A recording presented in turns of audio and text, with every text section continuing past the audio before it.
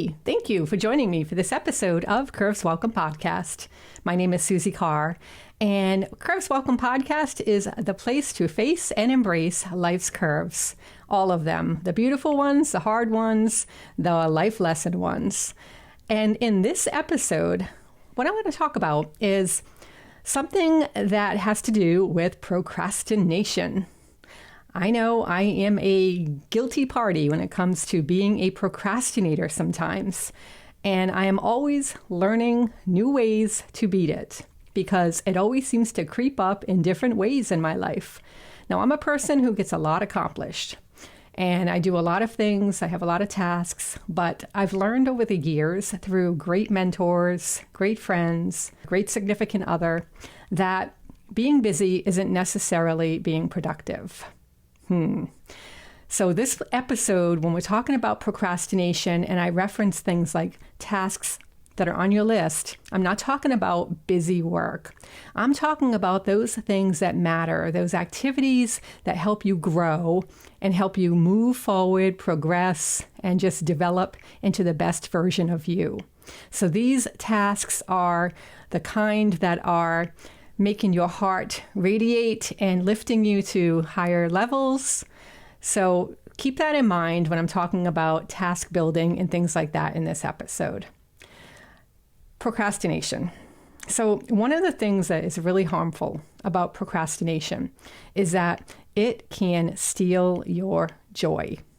It can take the joy right out of your life because if you're anything like me, when I procrastinate, I feel all sorts of low energy vibes. They're not productive. They don't help me be a better person.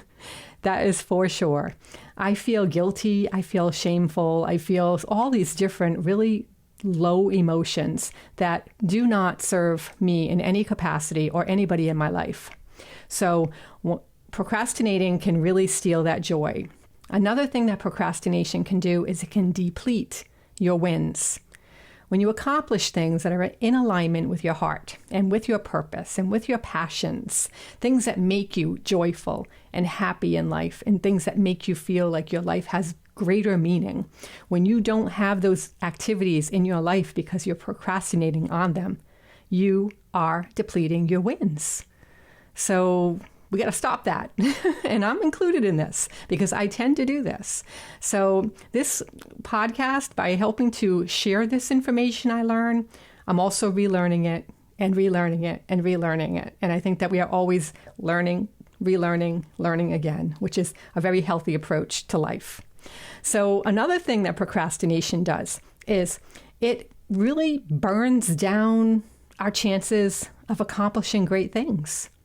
When you're not doing purposeful, meaningful things, then you're really destroying your chances of ever doing that. Why do we do that to ourselves? It's self-sabotage, really. So that's another thing. And another thing is, procrastination. It's okay to chill out. I think wiggle room is great when it is purposeful. Chilling out is a really great activity from time to time. I really think everybody needs that downtime. It's part of the balance of work life. But there's such a thing as freezing yourself out completely, too, of the chances to become better at something. So just be mindful of how much wiggle room you're actually giving yourself. Too much because of procrastination is something that hopefully after you listen to this episode, you'll have a few tips to help you not do that.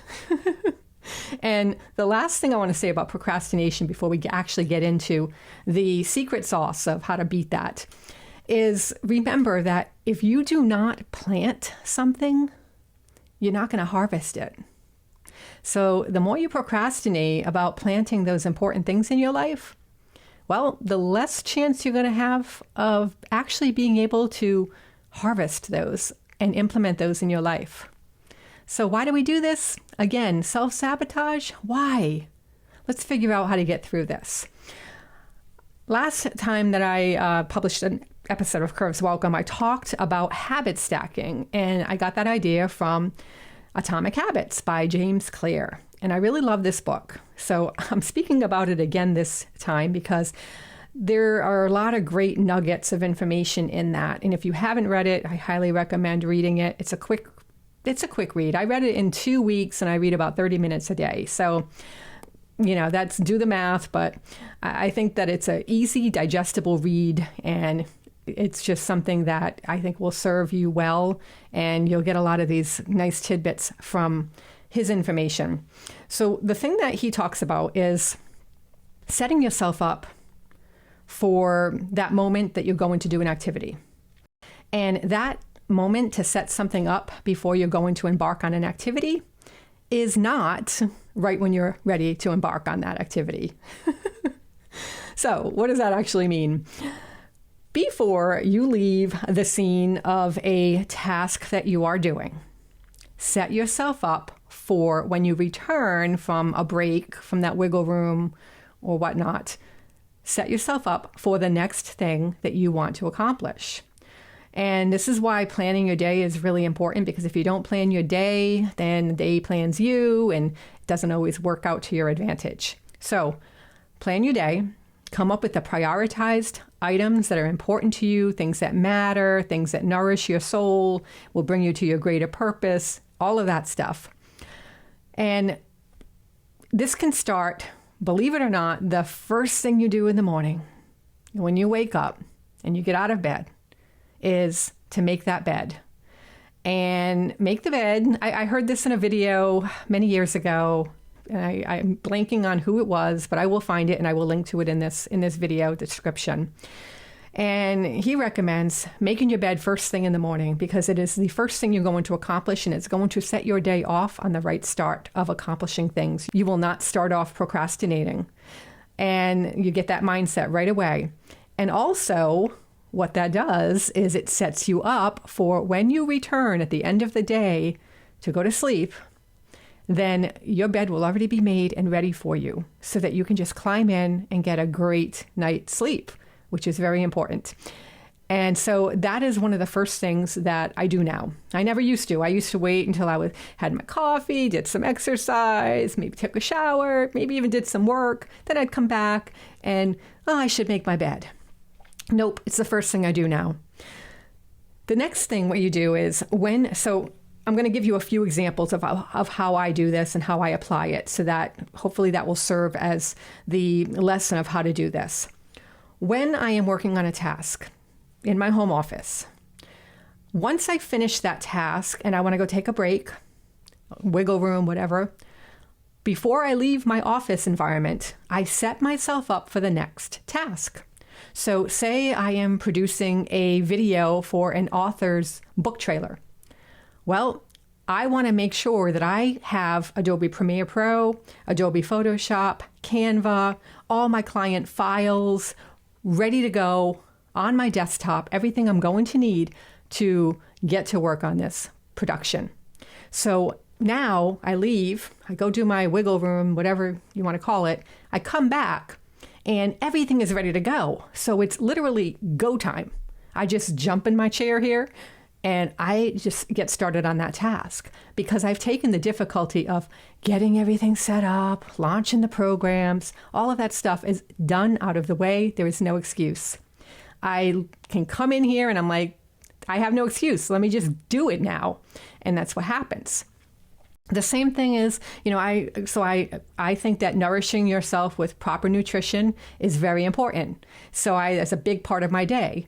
And so what will happen is when I make my morning tea, before I leave my kitchen, I make sure that I take everything out that is non-perishable, and that includes cookware and utensils and plates and things like that. I take everything out, put it on the counter, so that when I'm ready to cook my breakfast, everything is ready for me to cook it. I don't have to think about, I got to take the skillet down. I got to find the right spoon. All of that's done for me. So now when I go into the kitchen, it's go time. I just get it done. There's no procrastinating. So these are the kind of things, I could list hundreds of these types of activities that you could do. But this is really, to me, critical for things that you are procrastinating on. And a lot of my subscribers to this podcast are writers. And so I know Writing, woof, that is a big area that is so easy to procrastinate on because it takes a lot of creative energy to write a book, to write a blog, to whatever you're writing. It really takes a lot of energy. And so you want to remove all the obstacles that make it difficult to get started on something as much as you can. So here's an example. If you are a person who is creative, like and you're doing some kind of creative writing, before you leave your office, your space, wherever you write, make sure that you set yourself up on your laptop, your desktop, whatever you're using to write. Have a page ready to go, but don't leave it blank. So before you leave to go on your break, write a sentence, write a word, write a paragraph, write something. Maybe it's even a prompt. Maybe it's an image. Put something on that page so you are not returning to a blank page. That will help you so much to fill up that page when you return. That obstacle to sit down and start writing is gone. You removed it. You're not starting to write anything. You already started it before you left the scene. Now you're just continuing it. And I don't know, it just does something to your psyche. It's amazing how that mindset shifts when you take the start to something out of it. You've already started it by setting yourself up. Let me know how this resonates with you. And if you participate in this kind of activity to get rid of procrastination issues, I'm really curious to hear how it works for you, because I have to say, since I've been implementing this, it's helped me dramatically. I had such a hard time with writer's block this past year. Oh my gosh, unbelievable. And just even getting started on certain things with my work, I would feel clouded and just blocked. And by doing this, I haven't felt that way. I've been implementing this change for about a month now, and I feel so good. I have really accomplished a lot, and I don't feel any drag on my energy. It feels like my energy is even higher, and I feel like I can accomplish a lot more, but I know I'm not going to do that because I have been advised and counseled to just don't add busy work to my day. Make sure everything is meaningful. And I would say, and the same thing to you, urge the same thing, is make sure that the activities you are doing are not just busy work, that you are working towards something greater that serves the world and serves your life and those you love. Thank you for listening.